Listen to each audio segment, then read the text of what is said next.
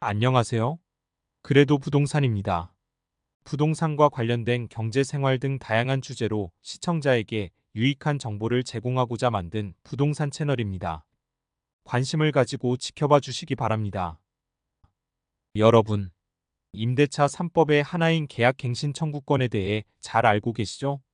주택임대차 시장에서 약자인 임차인을 보호하여 국민 주거 생활의 안정을 꾀하기 위해 만든 주택임대차보호법의 규정에 의해 임차인은 1회에 한하여 집주인에게 임대차 계약의 갱신을 요구할 수 있는데, 임대차 기간이 끝나기 6개월 전부터 2개월 전까지의 기간에 계약갱신 청구권을 행사하면 임대차 기간을 2년 더 연장할 수 있으며, 임대인은 정당한 사유 없이 이를 거절할 수 없습니다.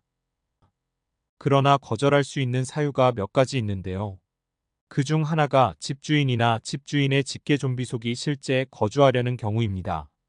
그런데 임대인이 실입주를 사유로 갱신을 거절하였음에도 불구하고 갱신 요구가 거절되지 아니하였더라면 갱신되었을 기간이 만료되기 전에 정당한 사유 없이 제3자에게 목적주택을 임대한 경우 임대인은 갱신 거절로 인하여 임차인이 입은 손해를 배상하여야 하며, 손해배상액은 거절 당시 당사자 간의 손해배상액의 예정에 관한 합의가 이루어지지 않는 한 갱신 거절 당시 환산월차임, 월차임과 보증금을 정해진 비율에 따라 월 단위의 차임으로 전환한 금액 포함의 3개월분에 해당하는 금액, 임대인이 제3자에게 임대하여 얻은 환산월차임과 갱신거절 당시 환산월차임 간 차액의 2년분에 해당하는 금액, 임대인의 실입주 사유로 인한 갱신거절로 인하여 임차인이 입은 손해액, 이 세 가지 중 큰 금액으로 합니다.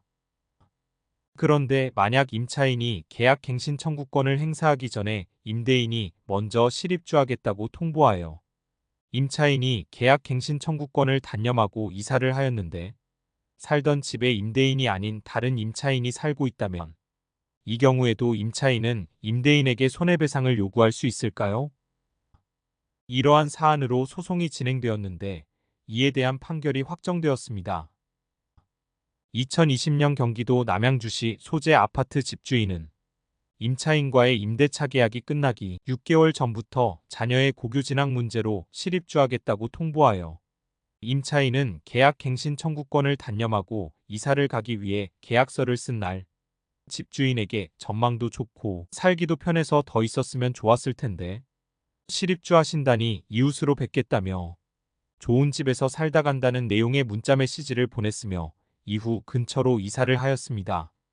그런데 이사하여 살다 보니 임대인이 실입주하지 않고 제3자에게 아파트를 임대하였다는 사실을 알게 된 임차인은 제3자에게 임대하여 얻은 환산월차임과 갱신거절 당시 환산월차임 간 차액의 2년분에 해당하는 금액을 배상해야 한다고 청구하였으나, 임대인은 임차인이 갱신 요구를 하지 않았으므로 손해배상 책임을 질 수 없다고 항변하며 소송이 진행되었는데, 1심 법원은 임차인의 손을 들어주었고 임대인이 항소하여 열린 항소심 재판부도 1심 판결을 그대로 인용하며 임차인인 원고가 임대인인 피고에게 피고의 실입주로 인해 아파트에 더 이상 거주하지 못하게 된 것에 대해 아쉬움을 표현하는 문자 메시지를 보냈으며, 이를 볼 때 원고로서는 피고의 갱신 거절 이전부터 계약의 갱신을 바라고 있었음이 인정된다고 보고, 임대인의 선제적 계약 갱신 거절로 임차인이 계약 갱신을 단념했음이 인정되는 경우라면 임차인의 계약 갱신에 대한 기대가 박탈되었다는 점에서 임차인이 계약 갱신 청구권을 먼저 행사했다가 거절된 경우와 마찬가지로 인정된다고 하였습니다.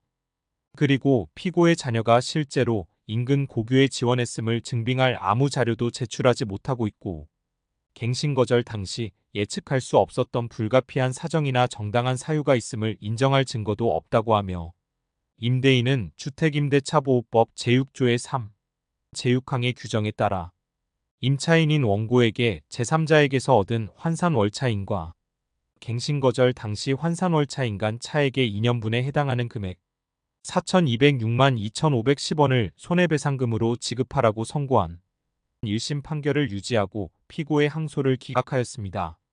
만약 자녀가 인근 고교에 지원했었다는 사실이나 임대인이나 그 가족의 직장 이전 등 다른 정당한 사유가 있었음을 증빙하는 자료를 제출했다면 판결은 달라질 수도 있었겠지요. 2024년 6월 20일 내려진 항소심 판결에 대해 양측 모두 상고하지 않아 원래의 계약 갱신일인 2021년 5월부터 약 3년이 지난 2024년 8월에 임차인의 권리를 보장한 판결이 확정되었습니다. 이로써 임차인이 갱신 청구권을 행사하지 않던 중 임대인이 선제적으로 실거주를 이유로 임대차 계약을 거절해 임차인이 계약갱신 청구권 행사를 단념할 수밖에 없었던 경우라도 이후 임대인이 정당한 사유 없이 실거주하지 않고 제3자에게 임대하였다면 임대인은 임차인에게 손해배상의 책임이 있음을 알고 정당한 사유 없이 주택임대차보호법에 규정되어 있는 임차인의 계약갱신 청구의 권리를 침해받지도 않도록 해야 하겠습니다. 오늘 내용도 많은 도움이 되셨는지요?